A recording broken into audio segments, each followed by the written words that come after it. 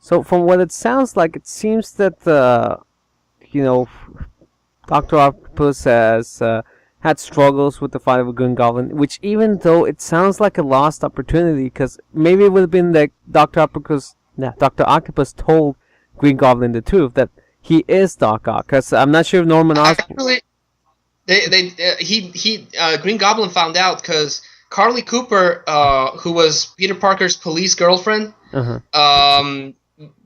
She figured everything out. She figured that the Doc Ock really did take over Spider-Man's body.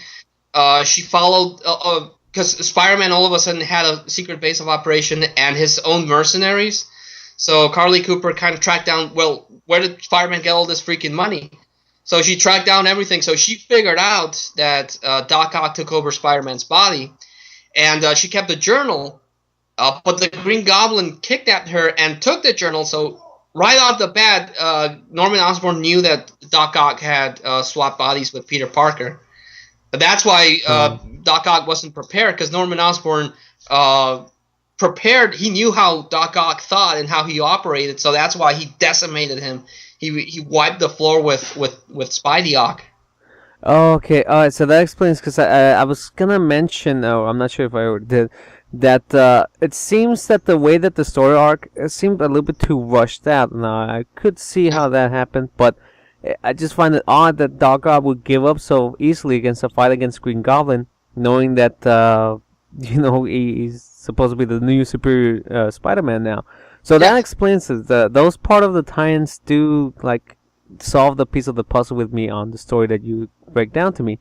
So okay, so that makes more sense why Doc Ock would allow Peter Parker to come back in order to stop the Green Goblin. And since probably Norman Osborn did not expect that whatever Spider-Man does in the next issue would most likely be a complete surprise to him, because he wasn't prepared for that.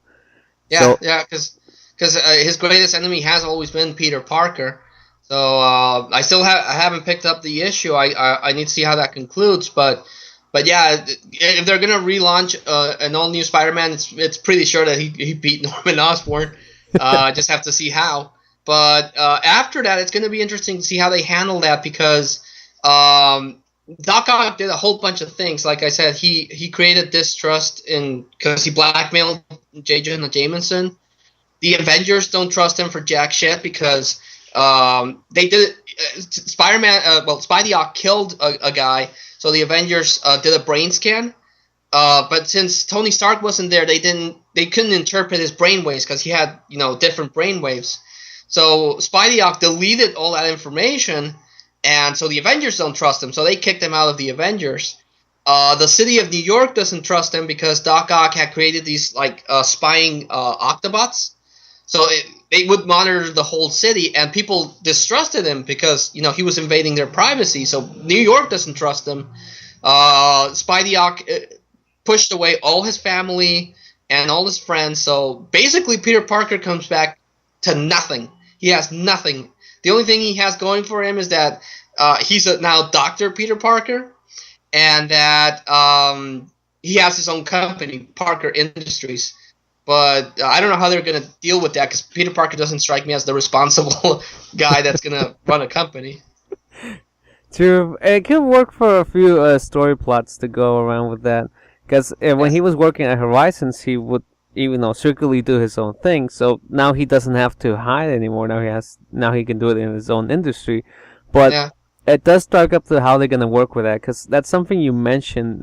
By the end of the story arc, we were hoping that at least Dr. Octopus we will have redeemed himself, and hopefully Spider-Man doesn't end up with nothing, which he does. He did end up with nothing. Yeah. From how quickly they rushed out Dr. Octopus, it did seem that he did have a moment of I think you mentioned humbleness, or just like a little bit more respect, but he didn't fully redeem himself. No. But I think they might touch on that a little bit later, as they may have done this. Probably also due to fan pressure of the story itself. Even since day one, they start pressuring on that. Yeah. So, Dan Slott didn't really have much time to work with, because, like I said, they had to bring back Spider-Man before the movie came out. And I knew that people hated the Spidey-Ock thing, but a lot of people actually liked it. They liked what he was doing with it because he did a whole bunch of interesting things. He actually brought into the Marvel Universe, the main timeline, Spider-Man 2099. He brought him from the future, so now there's 2 Spider-Man running around. Whoa. Plus you got Kane, the Spider-Man clone, and you got Venom also running around. So there's like 4 Spider people running around. Actually, I didn't know that. So, well, it does seem that the Superior Spider-Man story arc, not just paved way to a new open slate for Spider-Man to work with. Yeah. Hopefully, they don't drag along the whole getting everything back, because that will be like wasted issues. But yeah. with the other tie-ins that you 2099 with what's his name, Miguel? Yeah, Miguel O'Hara. Miguel O'Hara, yeah, I do remember still. And the Ultimate Spider-Man, I think, is the one that you mentioned. Is Kane from the Ultimate Spider-Man universe? No, he's still in his own universe. They didn't bring him over. Oh, okay, good. But they are going to do the next big thing that's going to happen is that Morlun, that ancient guy that would eat spider people, yeah, is going to come back. But he's going to come back and he's going to travel through dimensions. So he's going to go from dimension to dimension, eating people, eating Spider-Man. So Spider-Man, Peter Parker, is going to team up with Spider-Man 2099, and then he's going to team up with the Iron Spider-Man, and then he's going to team up with the Venom Spider-Man. He's going to team up with every Spider-Man there's ever been. So that's gonna be interesting. He might actually team up with Spidey-Ock because they showed an image where Peter Parker has every single Spider-Man and Spider-Ock is in there. So. Yeah, and actually that could be a spoiler though, because you did mention that it seemed that Doc Ock took himself away from Spider, but it's not probably, we all know Dr. Octopus, he wouldn't do something as stupid as to kill himself. So he probably downloaded himself into probably a cyborg, is what I'm hoping for. Well, there's two possibilities, because the body of Dr. Octopus is missing. The one that had Peter Parker's memories in it.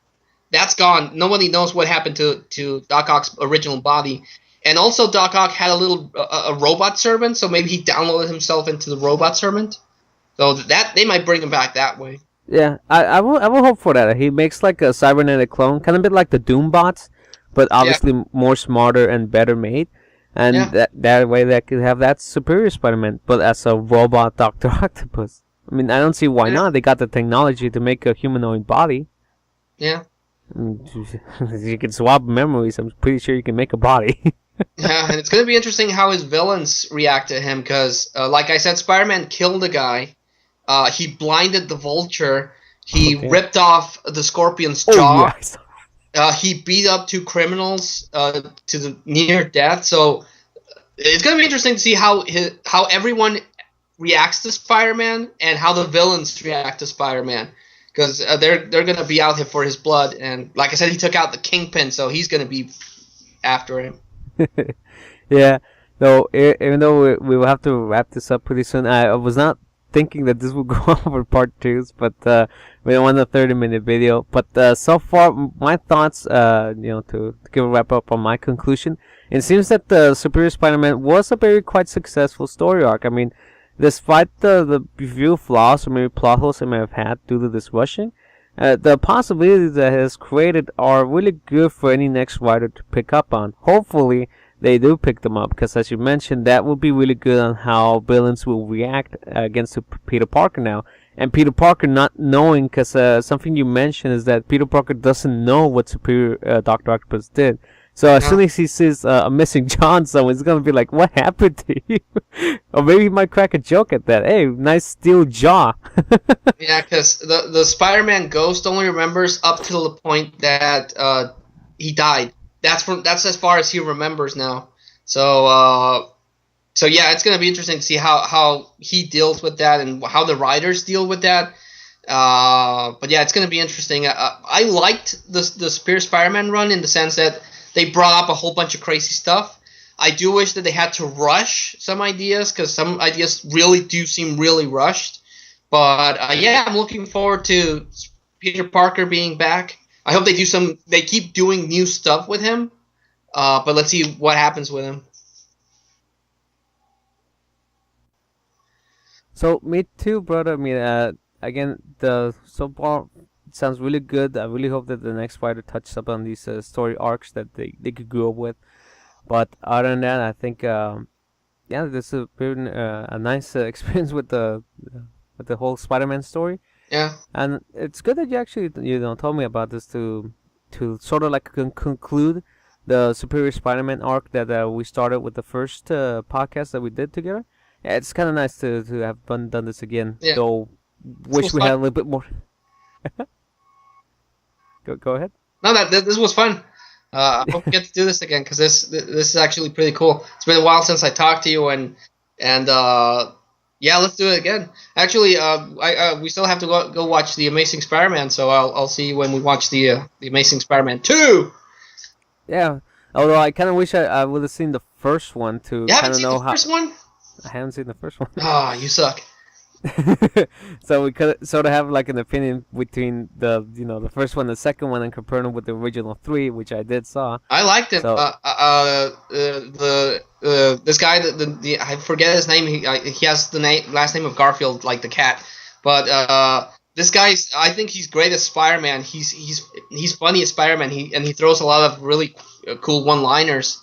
And Tobey Maguire Spider-Man didn't do that. So I think this Spider-Man is awesome. Plus they have Emma Stone as Gwen Stacy, and she's great. She's an active character. She's not like, oh, save me, Spider-Man. She's actually doing stuff to stop the bad guy. So I really, really like this reboot. And the Electro look they gave, the electricity look they gave to Electro looks really cool. And they also have the Green Goblin. And so that, yeah, I'm a little worried what's going to happen. If you read comic books, you know what's going to happen eventually to Gwen Stacy. So I hope that doesn't happen until the third movie. But yeah, we got to see that one. So yeah.